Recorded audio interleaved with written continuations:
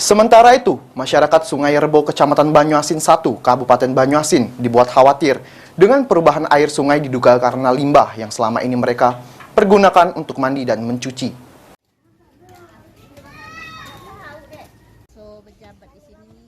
Air yang merupakan aliran Sungai Musi yang semula jernih kini sudah berubah menjadi hitam pekat dan sudah sangat tidak layak lagi untuk digunakan. Akibatnya beberapa warga sudah ada yang gatal-gatal akibat dari menggunakan air hitam pekat ini.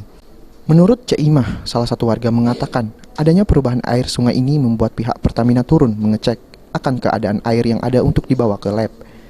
Warga sendiri berharap sambil menunggu hasil lab, mereka yang tinggal di seputaran aliran sungai bisa mandi dengan nyaman.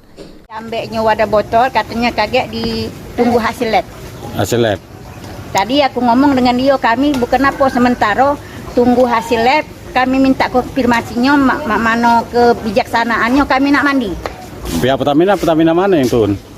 Dari mana dia?